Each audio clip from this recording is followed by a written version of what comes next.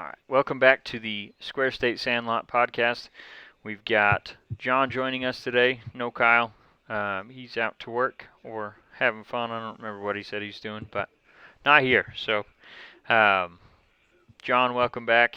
We're going to talk a little bit of, well, mostly football. We got some NBA stuff as that season starts to kick off, and then we got a little bit of baseball to talk about. And then we've got to get John's best of the week, worst of the week. So, starting off, Raiders just started their game about 45 minutes ago, which this is the start of the Rich Bisaccia um, era, so to speak. He's essentially got a 12-game audition on whether he can or cannot be the head coach of the Las Vegas Raiders going forward. Started off well so far, so good news there. Obviously, they're playing the Denver Broncos, which is our longtime rival. So a lot of our friends and such from Wyoming are huge Broncos fans. So this game actually means a little bit more to me because if the Raiders lose, I usually end up getting a lot of BS talk Yeah. from the Broncos fans. So um, yeah, like I said, it's starting pretty well. They're up 10-7 right now, just starting the second quarter. So um, I know you probably didn't see a ton with Gruden, but I would like to hear your thoughts on all that fun stuff that went on since you weren't able to make it on the last one. Yeah, I was kind of figuring that you probably, uh, after the emails came out, covered it in the last podcast because it just happened. But I did want to touch on it a sec. Just thinking, I had a thought about it. On Sunday when we did our last show, I think I told you, John Gruden. I never saw him what you would call a racist person. I would think. Do you know what I mean? Yeah, He didn't seem like he would be a blatantly like you know denigrating everybody, but with the stuff that has come out, kind of seems like maybe I jumped to conclusions, and I kind of feel bad about, uh, what if it was like a black coach who was saying kind of other things? Would I have felt the same way? Would yeah, I have like been like, is Gruden like? I think I like Gruden. I used to like him on like Monday Night Football and stuff. Do I really look at him as a racist and like at the horrible thing that he's done? Would I have said the same thing if it was, Mike Tomlin coming out and saying some horrible stuff? Would I have been the same? And I don't know. And that just thinking that bothered me yeah, because, like you said, this doesn't have any place, not only in sports, it doesn't have a place in society. And I think, it's a great thing that he is being, ostracized now. And he obviously took himself out of the situation, but it just bugs me how much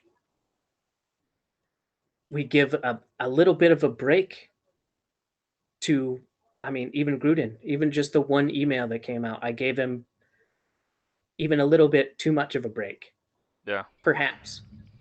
And that's what Derek Carr kind of mentioned in his press conference. You come to love the guy. He met his, grew up with his family a little bit, knows all the kids and wife, and loves the guy, but he hates the sin. yeah. And I don't know. I don't even know if I can take it that far. I just find it disgusting how people can act like that.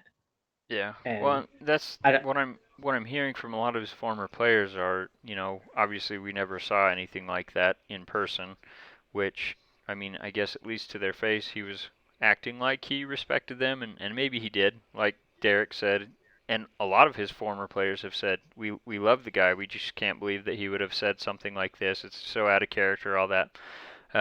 Obviously behind the scenes people can be a lot different, but I don't know. I I still feel like he maybe is a decent guy, but obviously saying all that stuff, I don't know if he was just saying it to his buddy, you know, acting like he's a bad guy or whatever to his friends or whatever. I don't know. But obviously, when you say things like that, that's not an ideal place to be. Um, and obviously, with these emails that came out, I really want to know why the NFL isn't releasing anything else, because it was almost like they were targeting John Gruden. He wasn't even part of this investigation. He just happened to be friends with someone that was in the Washington football team's headquarters, and these emails came up from that. So it was like they were being very selective in what they were releasing, and they've already said they didn't find anything else in all the 650,000 emails or whatever that they reviewed, and that just seems very unlikely to me. Yeah. But one thing about email, it's super insecure, so I think if people really want to recover those emails, they will, and then the NFL is likely going to be eating their words when they say they didn't find anything else. So I'm still interested in seeing what comes of this, because I don't think Gruden's is the last head to fall. So we'll see what Right. happens with it. I think that was all I was going to ask you about that situation. And yeah, like Derek Yeah. said, love the man, hate the sin, which is what we're taught to do. But you know, it's a little difficult when someone says and does the things that he did. So other news and notes from the NFL. Something that strikes close to home for me is Christian McCaffrey was moved to the injured reserve list, so he'll miss at least 3 more games. And this has actually become a common theme. He's missed 18 of his last 24 games since signing that extension in the off season. So he's missed obviously more games than he's played, and obviously you can't fault the player. I mean, he obviously was trying to get back, and that's probably why he re-aggravated it and has to miss the following 3 games. And you know the NFL is designed in a way that these contracts aren't guaranteed. So once they sign the contract, obviously they get some guaranteed money, but they have to go out and earn those final years of the contract, because after usually 2 or 3 years, there's no dead money and they can just cut them and they don't get anything else. So McCaffrey, you never question the player, like I said, but the thing that concerns me with him is not the extension, but just that he was a smaller guy coming out of college, and obviously he's very elusive and shifty and all that stuff, but he's definitely not a big guy like Derrick Henry that can just take all Oh those yeah. hits. So when you start to see hamstring injuries and things like that, which is what I believe he aggravated, um, that's not a good thing for a speed guy, because they rely on making those cuts and everything that puts a lot of strain on those hamstrings. So um, I don't know. Like, I almost expect him not to come back this year, just because it's happened last year as well. But hopeful Right.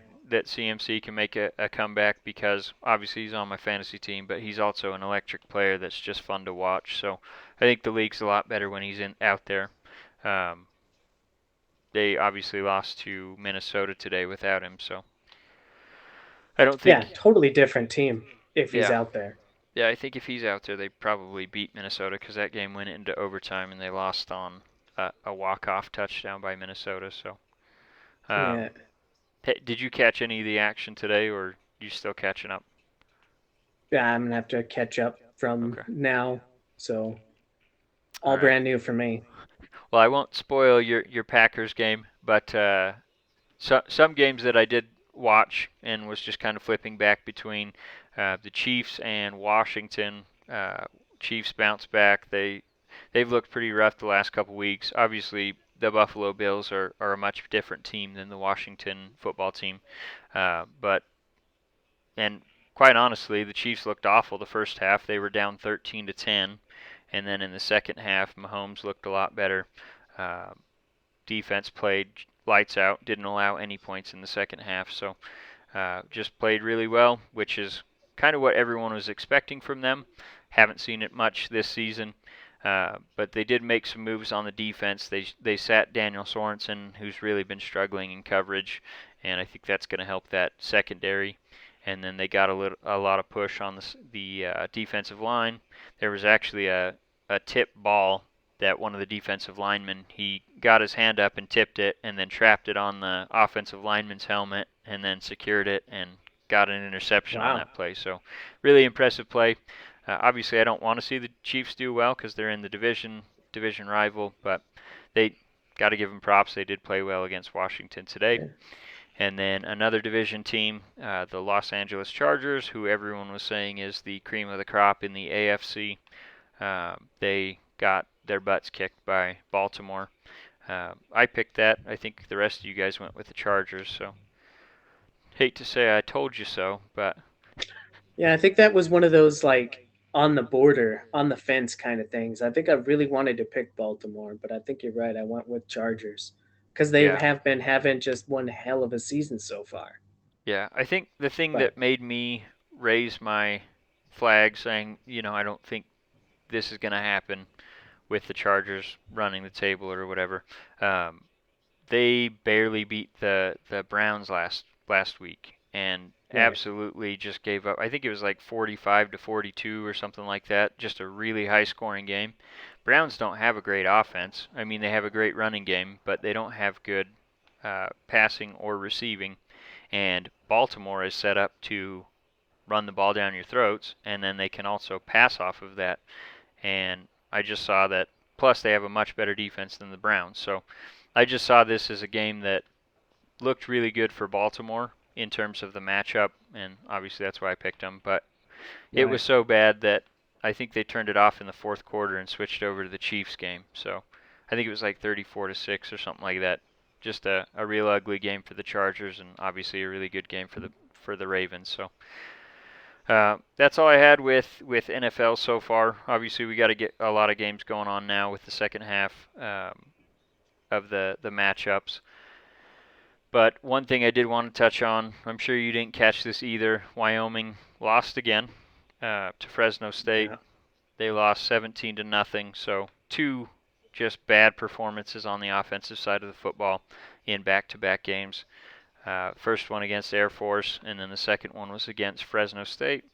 They actually lost, like I said, 17 nothing. I think this could lead to Craig Bowl making a switch at quarterback because basically what Air Force did and then Fresno State followed suit. They stacked the box and dared Wyoming to throw the football, and Chambers is just not. He's great at doing like the play action and RPOs where he's keeping the football or throwing it occasionally, but he is not a good throwing first quarterback, and they know that. So they essentially, like I said, stacked the box and put everyone one-on-one and said, if you can beat us, do it. But he's yeah, shown weak. I mean, I don't know what else Bull needs to see. Obviously, Chambers is a great guy, and he probably loves the kid, but he's not a good quarterback, at least throwing the football. So I don't know what they're going to do.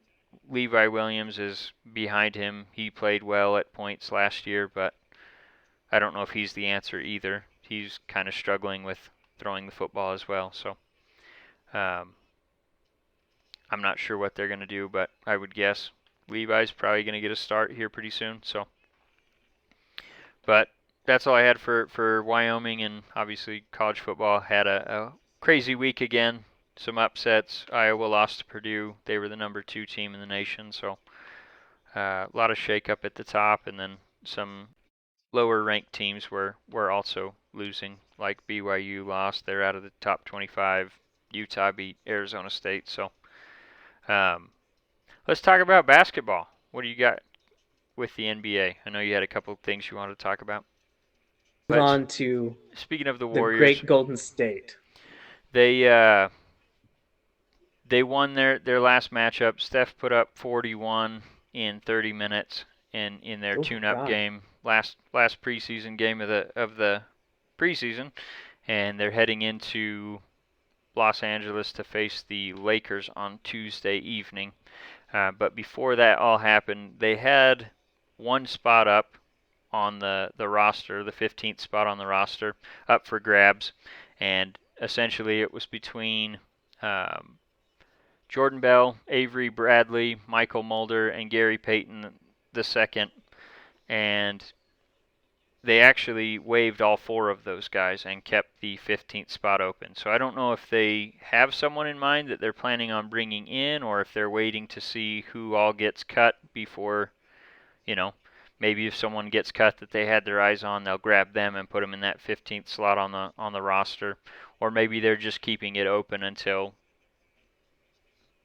someone comes back. I don't know. I don't Some know what they're doing. So anyway, uh, they look really good. Played very well in the last couple tune-up games into to end the preseason.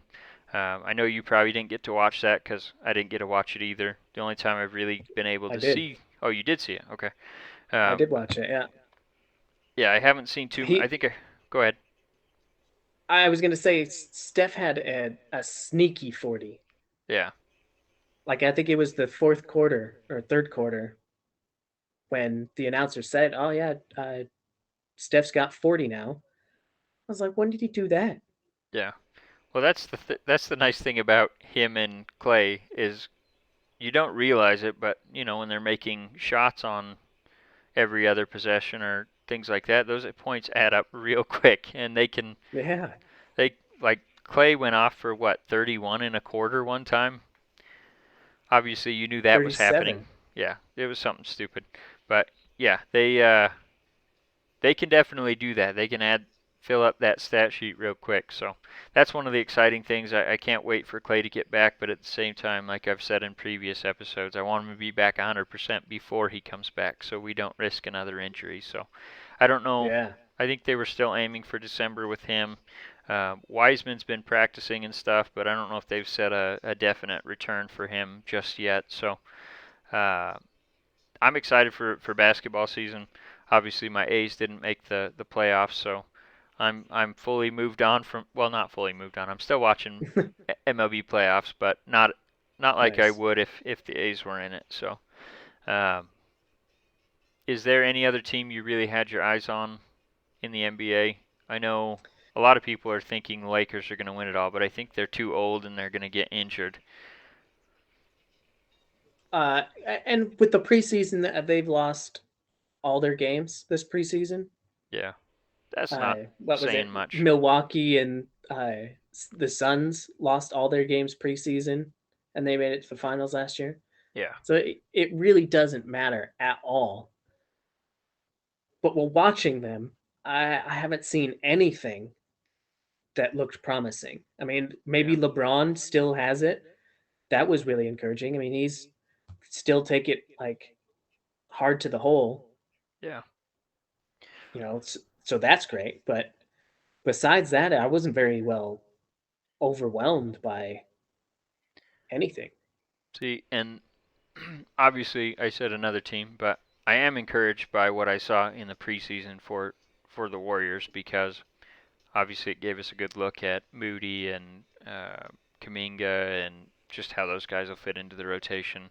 Jordan Poole, uh, obviously Steph has played well the last couple games. They really ramped up his minutes, getting him ready for the regular season. But yeah, I'm pretty encouraged by them.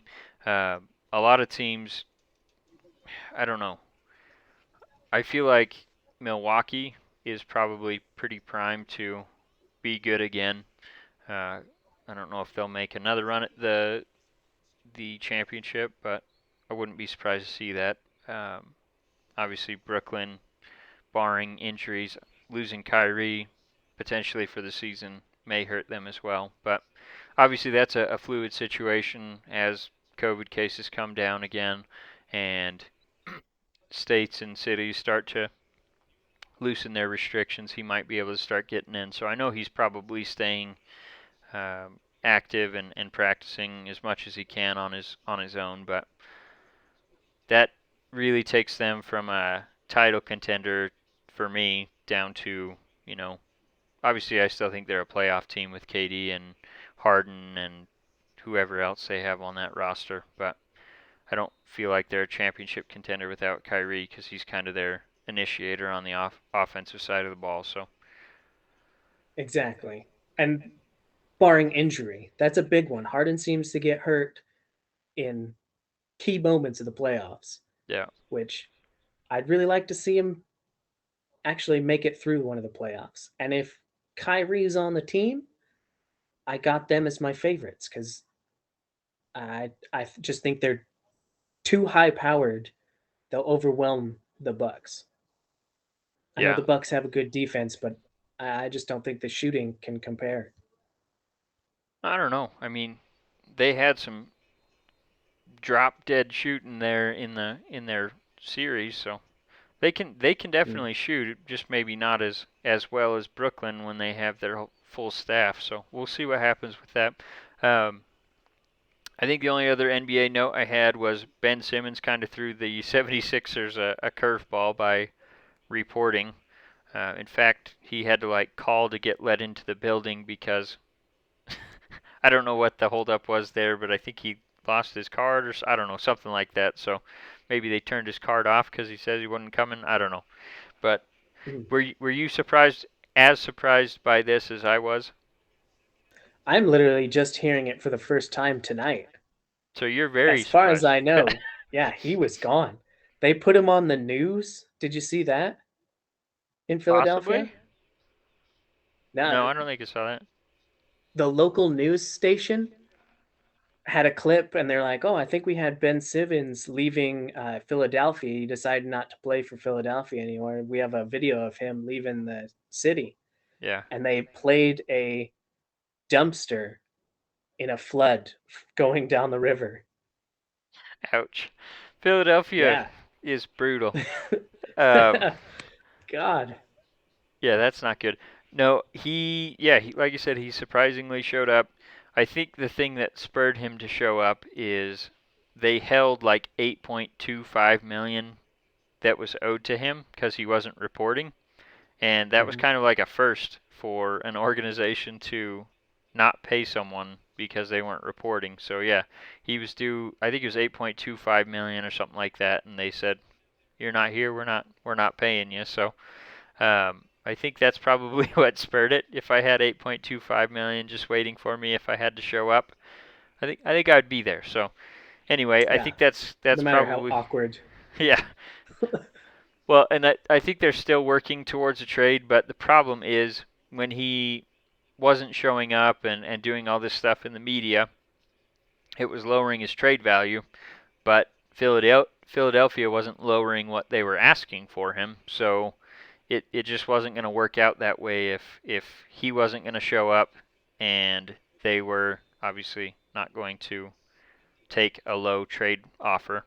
It was just kind of working against itself. So he Yeah. showed up. He still wants out. A lot of the things that were said can't be unsaid, especially with like Embiid. He basically put out and said, "Yeah, we can't win with him because he can't shoot essentially, and that's not how our offense is built."